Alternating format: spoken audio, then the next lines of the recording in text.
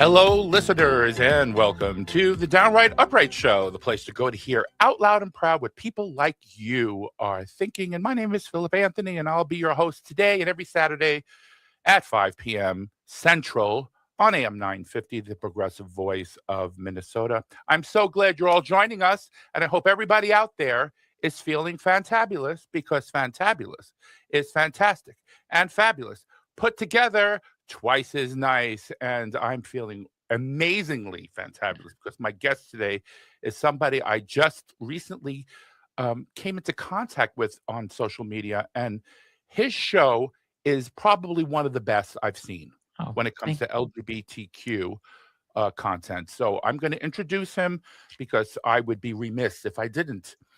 My special guest is LGBTQ plus advocate and the host of the podcast Everything and Anything and a Bit Gay, Zach Randles Friedman.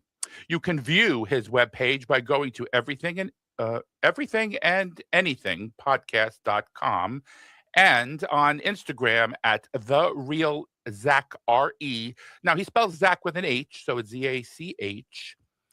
And you can follow him on Substack, Facebook, and YouTube, and of course, your favorite podcast apps. I think I got it all out, Zach. Yeah, thank you so much. Oh, you bet. And so I covered them all, though, right, Zach? You got it all. Yes, thank you so much. Well, welcome to the Downright Upright Show. It's such a pleasure to have you. No, I'm excited to be here. Your show's amazing. Oh, thank you so much. I'm trying to uplift. That's my mission. Same here. We need that uplifting. We need it. Oh my goodness, Zach. That's an understatement, because I get letters and emails about people that are just not feeling uplifted, and I want to do all I can with my voice, and I know you're doing that too. So thank you for that. Yeah, thank you.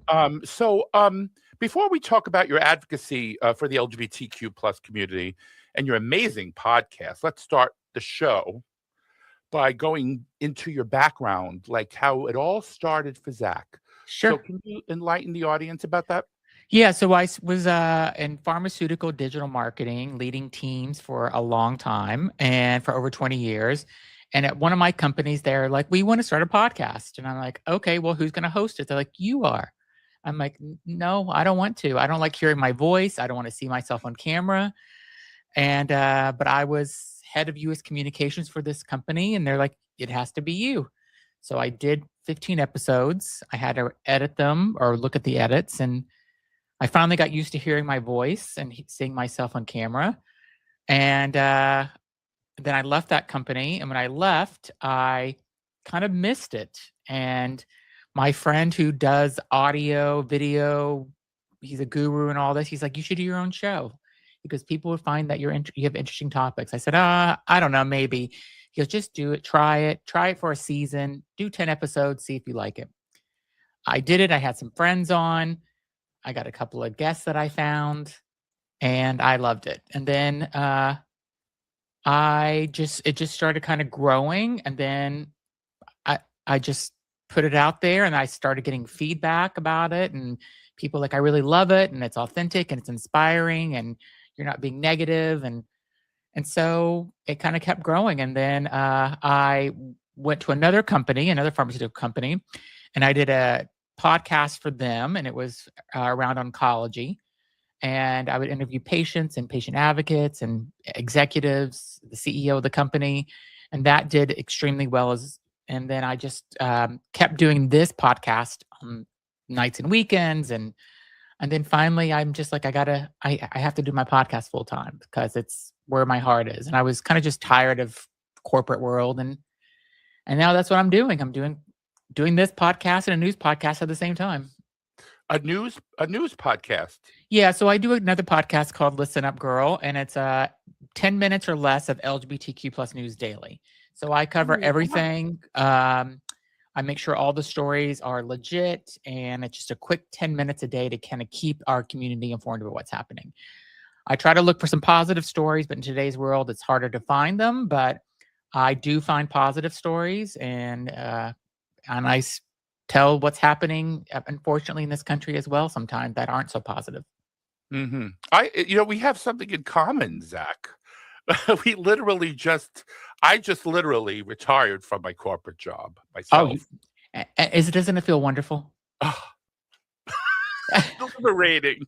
Yes, because it was stressful doing my other job and this one at the Yes. same time. Hmm. And the older I get, my physicality is, starting Yeah. to wane, Hmm. to say the least. So I thought, I still have the brain going. So, and I have an inspirational message to tell my audience. Yeah. So let's just do that, Yeah. and I think that's what you did, right? Yeah. I mean, all my stories all the people that come on my podcast, I want it to be inspirational. I tried to do one. I had one failed guest that his show did not make it, and I'll tell you what it was. I wanted to have a guy. Exclusive. Excuse. I had a guy. I try to think of unique topics because my show is called Everything and Anything because I wanted whatever I feel like is interesting is like what I'll bring on my show. And I wanted to understand how a gay man can be a MAGA Republican, and so I found one, a gay MAGA Republican. Brought him on my show, and my editor was doing, and I was very even keeled. I was not biased. I was just listening to what he was telling me, how he went from a Democrat to being a MAGA Republican. And then he started just saying how he just hates gay people and hates trans people. And just, I'm like, but aren't you gay? He goes, I'm gay, but God and Jesus tells me that I can't act on that. I'm like, but that's who you are though. So, and he just really started bashing the trans and gay community. And I'm like, I can't hear this. So I can't associate with anybody that doesn't care about our community. So he didn't get aired. Yes, but it's funny. I did watch one of those episodes where you had a MAGA person on, but we'll talk about that later because that's in one of my future questions. Okay. I think you were just talking in general about MAGA gay people and Yeah. LGBT. So, Yeah. all right. So, so in essence, if you had to encapsulate, Yeah. whatever the word is, what your show is, what it's essentially about, what would you say it is? So I go with what I think is interesting. So I go through my little periods of time where I love psychic mediums. And I had a woman named Angela Ford she was on some big podcasts. She was on the Sean Ryan podcast. She was on the My Breakdown podcast. And I sent her a message saying, can you please come on my show and talk to me about how you do remote viewing and how you're a psychic medium? And she did it. She was so nice. Wow. And her episode on YouTube got like 300,000 views. And she was fantastic. She was an amazing person. So I got into my psychic mediums. I do pet communicators, but I also talked to people that were in cults. I talked to people that were in relationships. A straight woman, she was in a relationship and she was married to a man for 17 years, and he came home and said, oh, I cheated on you when I was in London. And she's like, with who? And she goes, what was her name? He goes, oh, it was a man. And then a few months later, he's like, I've been cheating on you with hundreds of people over the last 10 years.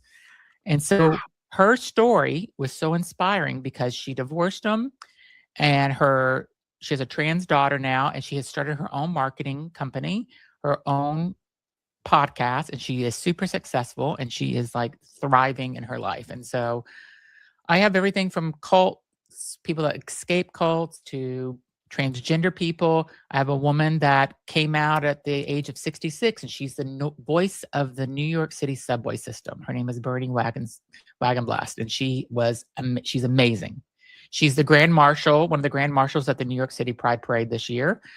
And I become friends with these people because I like them so much. And I get attached to my guest. Most of them, anyway. I have to agree with you. I've watched your podcasts. I wasn't able to watch 278, whatever you have at the time, but I am addicted. Oh, I am. thank you. I love watching it because, again, you have such an empathy, such a connection with the guests. They feel so welcome, and that's what I try to do with my guests because I think we need to form a tighter community around the LGBTQ plus. And you're doing the do, as we say in New York. Yeah. I mean, I just want everybody to feel welcomed in the community. So, I think a lot of gay men don't understand transgender people, and I want them to understand that. I want them to understand they're part of our community. And so I also think there's a lot of people that don't understand like what bisexual means in our community, and I try to educate them with what that means. Mhm. Like, I think you can be whatever you want as long as it doesn't hurt anybody else. That's how I look at it. Yeah, that's a good point. I didn't plan to ask you this, but that's a good point. A lot of people think being bisexual, you have to actually engage Yes. with both sexes. Yeah. That's not true. It's not It, true. it's you may meet a woman that you Yeah. fall in love with. You may meet a man you fall in love with, and if you're a monogamous person, which you don't have to be, I mean, obviously, but Yeah. I'm speaking in monogamous terms. That's who you will be with. Because I have friends that are bi, but they're Yeah. married to heterosexuals, and they're Yeah. married to there's some that are married to gay people. It's a misunderstanding that that everybody's just going Yeah. wild out there, Yeah. right, Zach? Exactly. Yeah. And Anyway. I have a lot of people on my show where they talk about being in open relationships. And I've been in a relationship for 27 and a half years, and we've been monogamous the whole time. And so I don't judge people for being open. If that's what works for you, great, Yeah. do it. Mhm. But I want people to understand like what that means and stuff. So we have those conversations a lot on my show. Yeah. Well, let's get a little personal before we go into your podcast, because I love to pick the brains of my guests and see what they're thinking, what makes you tick, kind of thing. Sure. So, growing up, did you always feel different from your peers, like students in school or friends in the neighborhood, or did that come later, or did you suppress a lot of it? Uh, Yeah. what was your story? So I grew up in Miami, and I um, definitely suppressed it. There were kids that would say I was gay in junior high and high school. I was friends with the popular girls. All my friends were girls, and they had the popular, jock boyfriends and stuff. So if anybody ever said anything to me, they would go to their boyfriends and say, beat those guys up for me." Yeah. And so I I had lots of friends in high school, and then I had a girlfriend in high school. I just really was denying it to myself, and I remember laying in bed one night when I was like in 10th or 11th grade thinking, what would my wedding be like if I ever got married? And I just couldn't picture it with a woman. And I kept trying to imagine what it would be like to be a straight man with kids, and I just couldn't wrap my head around it. So I just continued to be straight Zach in high school. I went to college in Miami, and one night I decided that I was going to go to a gay bar by myself. And I was 20 years old, and I knew where this gay bar was by the University of Miami. And I went there, and I had a fake ID. I guess that's how I got in. And I walked in, and there were guys there, and I'm like, this is crazy. It feels weird. It feels awkward.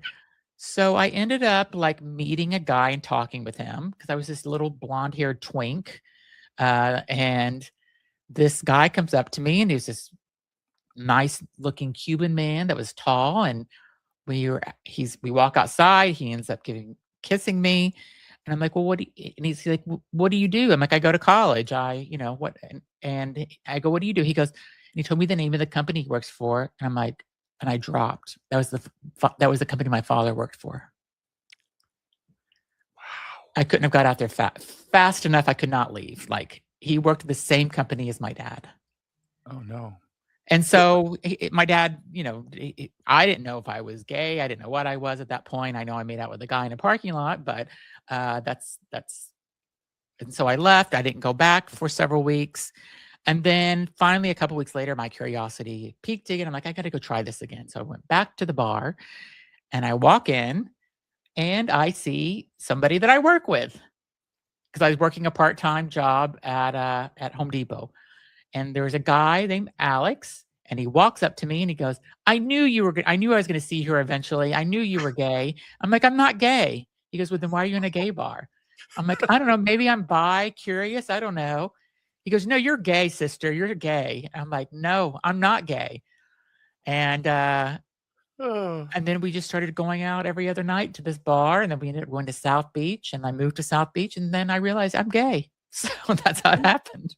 that is a great it's very similar to mine, actually, because I was going out with this girl at the time, Barbara. I won't say her last name on the air.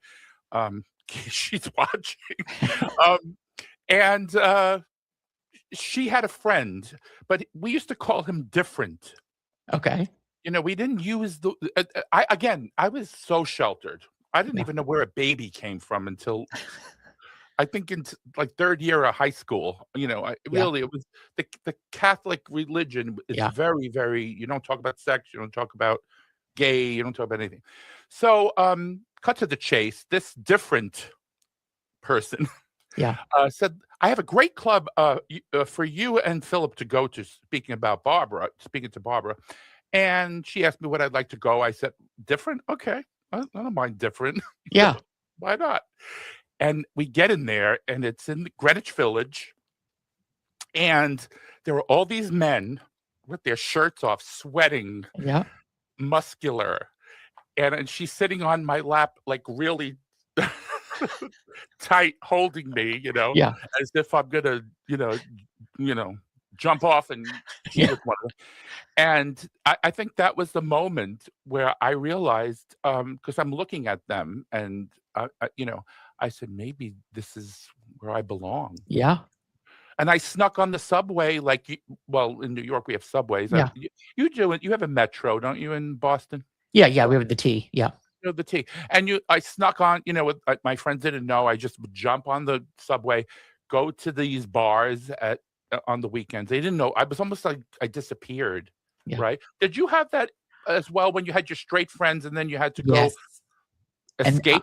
I guess. I had a whole secret life that they did not know about for years. Yeah. And when I finally told one of my good friends, I told my friend Jennifer, I said, I got to tell you something. Because I was dating a guy. I was 21, 22. And I was dating this guy, and I would call her Victoria. I was making a name up. No. I called her Tammy. That was her fake name.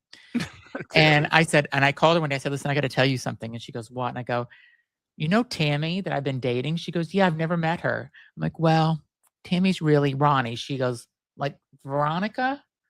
I go, no, like Ronald. And she said, oh. Uh, And it started processing in her mind. And I'm like, yeah, I'm gay.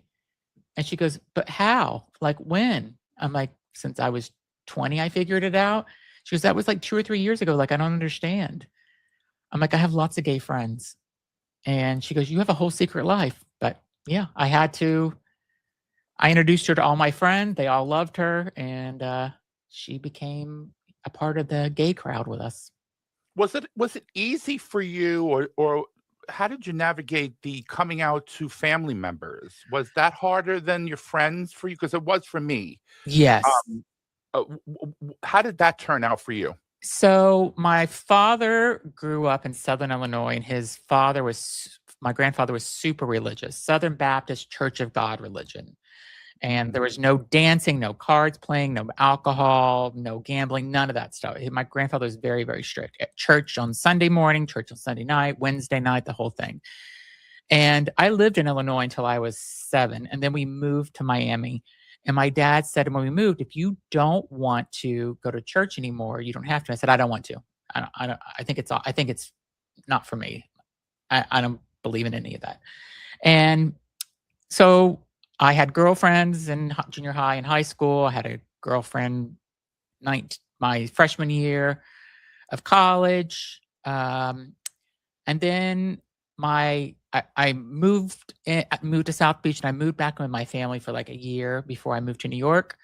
My last year of college, I went back with my mom and dad, and my mom, Oh, well, I hear that yes. music. So this is something you have to come back and listen to the rest of the story after the commercials, folks. My name is Philip Anthony. This is the Downright Upright Show here on AM 950, the progressive voice of Minnesota. We will be back on the other side.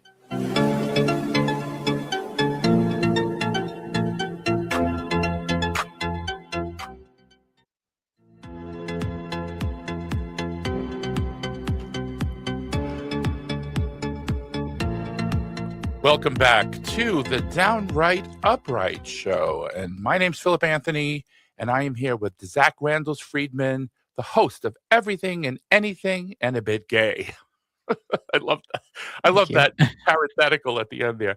Now you were talking about a story that fascinated me about your coming out to your parents, and the commercial came, and of course we had to cut off.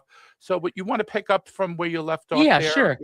So I was living at home with my parents again. I moved back in for my last year of college before I wanted to move to New York. And I'm sitting outside talking on the phone with a friend of mine, Gary. I remember it like it happened yesterday.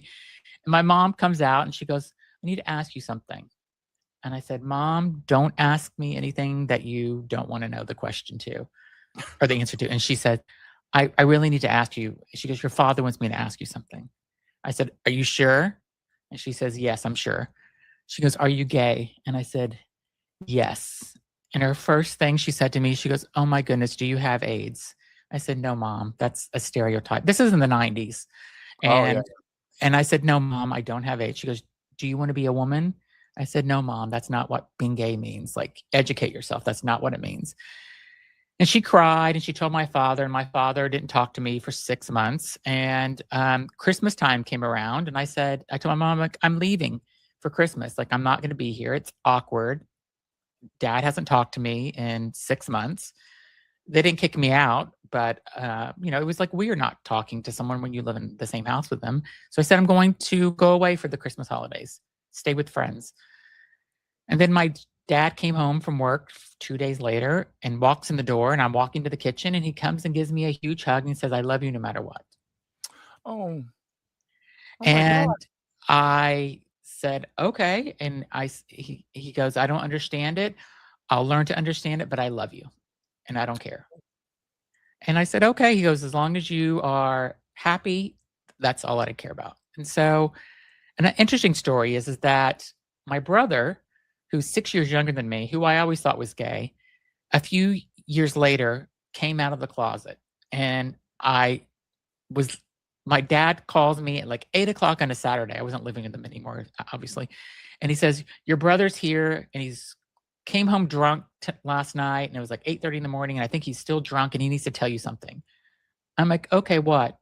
He goes, "I'm gay." I'm like, "Yeah, we've all known." And I go, "You're welcome. I already set this up for mom and dad, so they don't care either." And he's like, "So nobody cares?" I'm like, "No, what do you want us to give you a parade because you came out gay? Who cares? You're gay." And I think he wanted us to all have a huge reaction, and nobody cared. So, and my mom is my biggest supporter. My father loved my husband just as much as he loved me before he died. So, his family loves me. They call me their son. His sister is like my sister. I mean, like his nieces and nephew call me Uncle Zack. I mean, we're very, very lucky. His grandfather, who died at the age of 94, loved me as much as he loved his grandchildren. So we're so, so lucky that we had families that accepted us. Yeah, wow. That's the reason I almost shed a tear there for a second is, my dad died before I hit my 5th birthday. Oh, no. Yes, tragically. And I always was jealous of people that had a dad growing up, because I used to go to Cub Scout meetings with my mother instead of my dad, and the kids would point and go, Philip, the FAG, Yeah. has his mother there, not his dad. So it was a tough time for me growing up without a dad. And when you said that he finally, because I was hoping that you were going to say that, Yeah. that dad finally embraced you and loved you. And that's wonderful. But see, I did have my father-in-law through my husband. He just recently died a few months ago. He was the dad I never had, Yeah. Zach. And it hit me super hard. Yeah. Because at the end, I was taking care of him. My husband was working, and he was living with us. And so, but again, there's some kids, people in general that don't have that support group, right? Yeah, and there's a lot of families that are still, I mean, it's an interesting world because you have a lot of kids that come out now in high school and junior high, which I think that never would have happened whenever I was growing up. And I have my cousin's daughter, which is now my cousin's son, is transgender, and she is 14, or he is 14, I should say. I'm sorry. He is 14. And that never would have happened whenever I was growing up in Miami. Never. Just, you would have been possibly, you would have been bullied, bashed, probably hurt very badly, if not even murdered at that point, because people just did not understand it. So I feel so lucky that my parents had unconditional love for me. And and when parents, don't accept their children and they kick them out into the street, I never understood that. I can't understand how you could do that. No. Anyway, well, let's make a bit of a U-turn here Okay. because I want to finally get into your podcast, and because this is the people, folks out there in the LGBTQ plus community, the allied community, you are going to love his show. It's on YouTube and other podcasting outlets. It's a great show. It's called Everything and Anything and a Bit Gay. Now, I want to piggyback on what we were talking about, because you were talking about, dating yourself, and I talk about dating, going to, gay bars when nobody knew. And so you have a lot of episodes where you talk about dating stories, right? Yeah. Can you bring up one or two, something that, you would find, the audience would find fascinating to hear? Yeah. So my dream is to be a matchmaker, I have to say. I would love to find I really want people to find love. I want everybody to find love. And if I have a guest on and I think that they're interesting or I think they're cute, I'm like, I can find you somebody. And I tell people to send me a DM and apply to date this person. And I will screen all the people for them. And I'm like, if I find somebody, you go on a date with them, I'll pay for the dinner and drinks for you. It hasn't happened yet. I'm still trying to work on that. But I want to ordain a wedding. I want to ordain somebody's wedding. That is my end goal, is to find somebody, love, and then to ordain their wedding. And I'm close, I think, with the two of my friends. I think I'm close. So they're going to tell me by the end of summer if they're going to make it or not, to be together, because they're doing it as kind of friends. But the people on my show come on, and there's a lot of people that talk about open relationships, and I have never been in an open relationship, and I just want people to understand what that means. And because everybody has different definitions, sometimes they're open where they go on business trips and they can meet other people, or sometimes they bring a third person into the relationship, and there's thruples that I've talked to, and people that are in polyamorous relationships where there's multiple people. And so it's kind of all across the spectrum of different people that I talk to. And I don't judge them at all. I listen to them. I did not understand at all about open relationships. I didn't get the point of it. How can you be in an open relationship? But my show has taught me that it's okay. If that's what works for them, great. I love it for you. As long as both of the couples know and they agree to it, and there's not one cheating, I think it's fine. I think if that works for if that works for your life, come on my podcast and talk about it. That's how I feel about it. Yeah, love. I always say on my show, love comes in all forms. Exactly. It's not a cookie cutter thing. Yes. You some people need that outlet. Yes. I heard a story, anecdotally, obviously, name withheld, where they have a what do they call it? A morning, noon relationship. No, September, June relationship. There's an age difference, I guess it's called. And the older person cannot perform anymore. Oh, okay. Because they're older. Yes. So they made an understanding that the younger one, because the younger one is sexually, still interested. Yeah.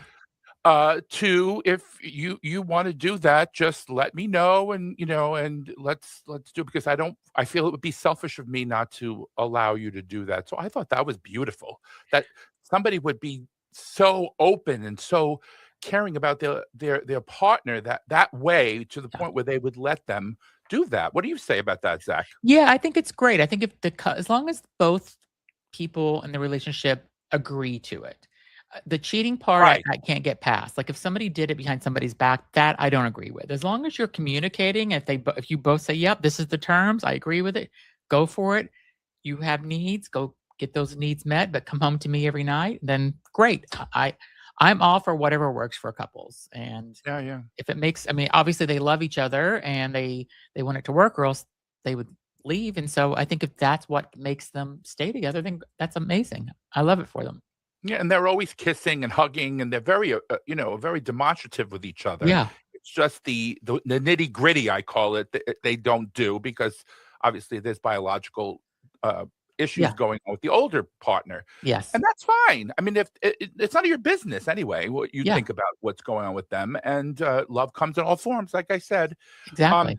and the last time I checked, I want to talk about your show again about you posted 238 episodes of your show the last time I checked. So I Yeah. don't know if it changed up to that this point. But do you post one a day? Is that what you're doing now on your show? Yes, I do 5 days a week, sometimes 6 days a week of episodes. I started doing this thing on Fridays. So my show is called Everything and Anything and a Bit Gay. And sometimes I don't have much gayness in my show, I'll say, during the week. So I do a thing called the Gay Bit, where I really talk about like something super gay, a little campy maybe. So I do that. And then it's so I've talked about the gays in Boston are not the friendliest gays in the country. So they're, in Yeah, fact, you said that on one of your shows. Yes. yes. Can So you elaborate on that? What you mean by that? yeah. So whenever I lived in New York, I lived there for many, many years. I could walk into a bar, walk up to somebody, say, "Hey, you want to do a shot with me?" "Yeah, absolutely. Let's do a shot." And you walk out and you meet their friends, and you have 20 new best friends in New York. And everybody's like, "Oh, New York is so harsh and stuff." New Yorkers are so friendly, and I love living there. Whenever I moved to Boston, I remember coming out with a friend to bars, and I walked with this guy. I'm like, "Hey, you want to do a shot with me, my friend?" He's like, "Why? What do you want?"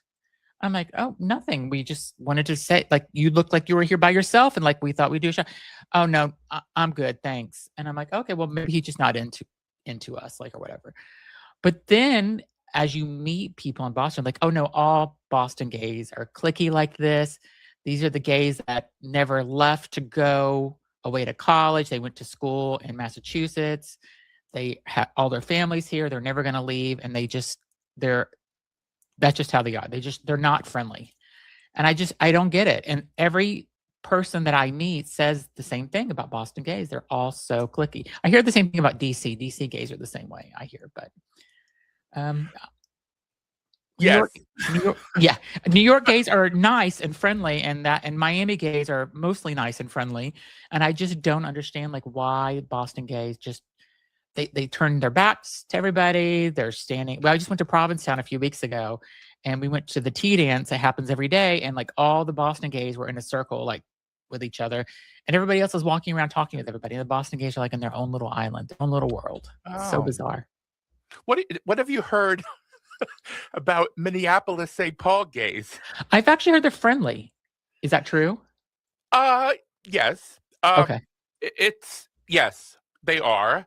Um, what I've heard from people, this is again anecdotal, Okay. is that they step back a bit. They first meet somebody who's not from Minneapolis St. Paul. Yeah. So let's say you, being a Bostonian, Yeah. come to Minneapolis St. Paul. They won't be, open arm right away. Yeah. They take a few steps back, feel you out, and then if they accept you, then you're in the group. And that's I did experience that actually, being from New York, because my accent back then was much worse than it is now. Yeah. And they did like, they would be like, jarred by it. Yeah. So yeah. But what did you hear about Minneapolis St. Paul? Anything? I just heard that it's just open and people are friendly. And I mean, I haven't heard a lot about them, but every time I do hear about Minneapolis, Minnesota people that are gay, there's a drag queen that is from Richfield, Minnesota. Her name Miss is Richfield? Yes. And I see her every year in Oh, I Provincetown. love her. I Oh, love her to boy. death. I'm actually going to have her on my show soon. And No. yes, and she's amazing. And we have been Could you give her a few good words about me? Oh, I will. Yes. I love her. Everybody She's been loves her. around a long time, Zach, She right? has been going to Provincetown for 21 years. Yes. My husband, I thought, was going to leave me for her at one point because he loves her so much. I mean, obviously we don't look the same, but like he's like, I love her. She's so funny. She's hysterical. And like every time we go to Provincetown, he wants to see her. When she comes to Boston, she goes to New York for shows. He has to see her. He's like, I love Madonna. He loves Miss Richfield. So I that's love Madonna. me I too. love her. Love Love her. she is not the sweetest person, but I love her. You Love her know, too. she's just super talented. Anyway, let's go on to now. You have many movers and shakers, if you want to call them celebrities, coming on your show. And a couple of them, for example, are because obviously these are the only ones I've watched Yeah. because I need to binge watch your show, like I'm telling my Yeah. audience. David Archuleta from Yes. American Idol. Oh my God, I loved his voice when he was on there as a young man, and he talked to you very openly. You had one of our AM 950 hosts, Ellie Yes. Krug. Love Ellie. Love her. Illegal trans woman show. She's on like an hour before mine, or 2 hours now. And there's others, I'm sure. Do you want to talk about those two or others that you may have had on your show? Yeah, so David was amazing. Whenever you're having a conversation with David Archuleta, he is talking to you and he's not looking at his phone and he's only focused. You're the only person in the world when he's talking to you. And he was so kind. He knows who he's talking to. He does his research. I only had 20 minutes with him, but he like knew who I was. Like he looked up my show and it was just, he was fantastic. And then Ellie, like, she's a pro, obviously, because she's on the radio already. And just like, she was so open about her story. I think she's amazing about how she transitioned in her 50s. I mean, her story is, I love Ellie. I love her. And then I've had John Hill on my show. He does co-hosting with Andy Cohen on Sirius XM radio. And he's does Broadway and he's a singer. I have an interview coming up with a guy named Claiborne Elder. He was on a show called The Gilded Age. He was the gay character who was on there who got killed, and now he's on Broadway and he does singing and he does all this stuff. And he's super hot, and so I'm excited to interview him this week. So I'm hoping he'll do it with a shirt off, but I don't know. I think that's weird to ask him to do it. So, folks, you got to listen to Everything and Anything in a Big Gay. I mean, the gentleman is amazing. I mean, you always come out with these funny things that you make me laugh, and that's what I think a show should be about. yeah. I mean, you talk about the serious things and you get serious, but then you always try to inject some humor in there, and I think that makes a special talk show host, I think. Yeah, and I've interviewed, there was a woman who I interviewed. Her name is Bree Fram. She was running for Congress, and she was a transgender woman in Virginia. She ended up dropping out of the race because of what happened with the redistricting. But she was just so amazing and so open, and I don't know, just like I love people when they come on and they're authentic and they just want to tell their story, and that's what all my guests are doing. Like I said, I have only had one guest that was a bomb. The rest were amazing. Yeah, well, that's a great segue because we have a minute and a half left. So I want you to just start this story, and when we come back for the short last segment, you can elaborate on MAGA gays. Okay. And you did talk about this on your show. So can you give them a teaser so that they'll stay and listen? Yes. To the commercial break. So I really, I am not a MAGA. I'm the opposite of MAGA. And I don't understand how you can be a gay or LGBTQ plus person and be part of the MAGA world.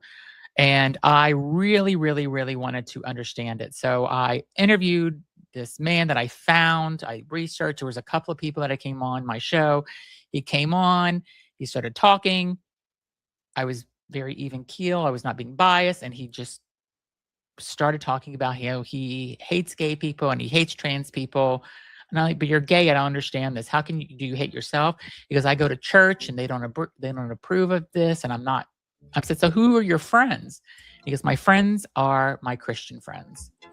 Well, we're going to take a break and we'll finish the story. My name's Philip Anthony. This is the Downright Upright Show here on AM 950, the progressive voice of Minnesota. We will see you on the other side.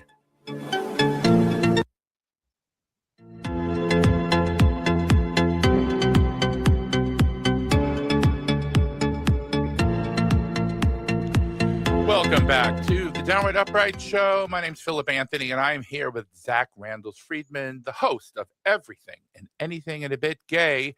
And we were talking about MAGA gays. And of course, we had to do a commercial, but we're back. And did you want to finish that? Yeah. So I had a guest on basically where we left off, and he was MAGA and he's gay, but he doesn't act on it because he says that Jesus and his church say, no, it's bad. And I'm like, okay, well, that's your prerogative. And then when he started talking poorly about transgender people, I'm like, I knew at that point I was not going to air his episode because I'm like, I just don't, I don't allow that on my show. Like you can have your opinion, but once you start getting negative and talking about negativity, that's whenever I'm like, you're cut off. So, and I did a show where I really kind of broke down, like without a guest, where I just did a monologue show where I talked about just MAGA gays. And I just don't understand how I see these people online on TikTok, and there's a guy that's on TikTok who's got a full face of makeup on and long nails. And I'm like, and he's talking about how much he loves MAGA and stuff. And I'm just like, all these people, you're the exact what they can't stand. Like they don't like you. Like, why don't you come to your community and be who you really are? And I think that his whole life is just based around being a MAGA gay. And there was another guy that was doing the same thing, and he's kind of backed away from it because I think he finally realized, like, I can't. But they're all talking poorly about transgender people. They're talking poorly about lesbians and stuff, and so they're just like not part of the community. I feel like if you're talking poorly about other members, the part of the LGBTQ plus community, then I don't know. I don't understand it. Like we're a community. We have to stick together. It's so important that we all stick together. Absolutely. Absolutely. I don't have anybody on my show that's going to knock anybody because my show is all about uplifting. Same. I don't want to demean anyone. Everybody in this country should be part of this community. You know how the current administration tries to, ostracize certain groups and make them feel like they're on the periphery of society. I don't do that. Yeah.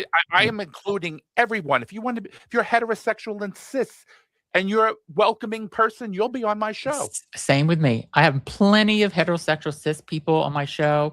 Absolutely. And as long as they're an ally and they respect, then I love it. Come on my show and talk about whatever you want. That's how. Yes, winner, chicken dinner. Exactly. Anyway, I'm gonna go on to this next subject because I find this one fascinating. Now, I'm a baby boomer, as you know, a cis gay man. And I'm sometimes stereotyped unfairly, but so I want to hear what you think about this. Now, you did a show about old gays versus young gays. Yeah. And I was wondering what the essence of that show was and what you came away with from that show. Yeah, so there's a bar here, club that's in Boston, and it's known for having like really young guys that go there. So I mean, and older guys. So it's like either they're very old guys looking for very young guys, but there's really no, like, I feel like I'm kind of maybe in the middle a little bit. And I have a friend that has never been to this place. And one night I'm like, want to go there? I feel like you have to experience it. You live in Boston. So we went, and he's 46, and he's, all these twinks came up to him. These 21, 22-year-old guys were coming up to him and talking with him. I had a friend that was with me that was 55, super muscular guy, great looking guy. All the twinks were all over him. All the 20-year-olds were all over him.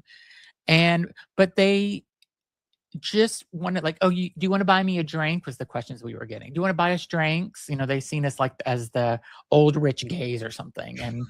And we're like, no, not really. Like, do you want to buy us a drink? And so, and this one guy was, I don't know, he was probably 22, and he was dating a 64-year-old man. And, they love each other, great. But he kept flirting with my friend, and my friend's like, your boyfriend's standing right there. He's like, yeah, he's just my boyfriend for now because he gives me money. And I'm like, oh, okay. So I just think that the younger gays are just, I don't know, just not, they're delusional in some ways. I don't think that they're in reality all the time. So, I mean, maybe that's how I was when I was in my 20s too. Maybe I was this dumb blonde twink and I just didn't know what was happening either. But I Yeah, always I don't. liked older guys. I did, but but my joke now is that if I was single and I went with older guys now, I'd have to prop them up in the seat Yes. because they'd be so old. But anyway, I digress. But so this is Pride Month. Yes. And I haven't spoken about it yet because I wanted to leave the last 4.5 minutes of the show to leave them on a good note.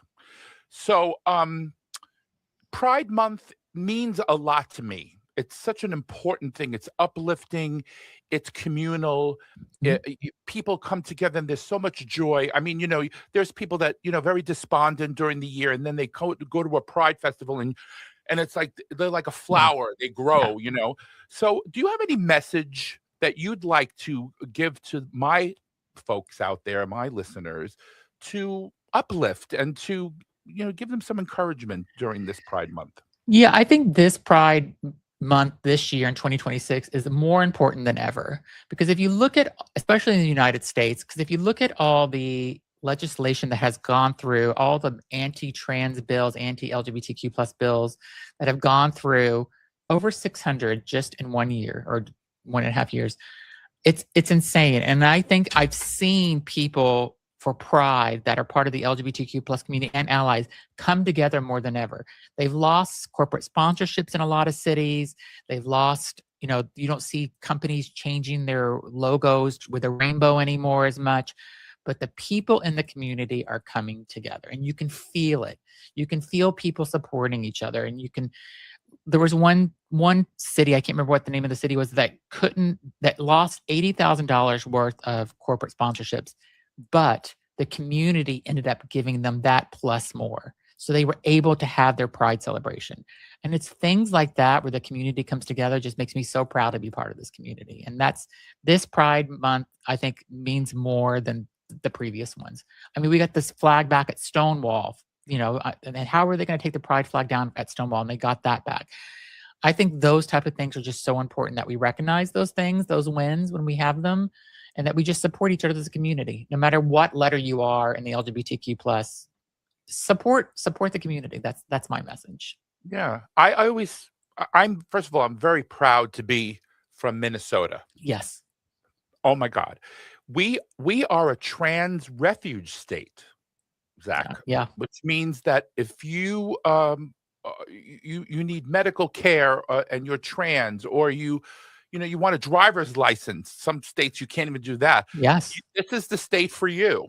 And I'll tell you, at Pride, Zach, people will come up to when I'm tabling after my show, and they'll say, you know what, I came here from Arkansas, or I came here from, I don't know, name a state, a red state, Tennessee. And I feel like I can breathe again. I feel like a person. And that's so beautiful to me. It is. And you could see the tear in their eye when they're talking about Minnesota. What's your relationship with your state?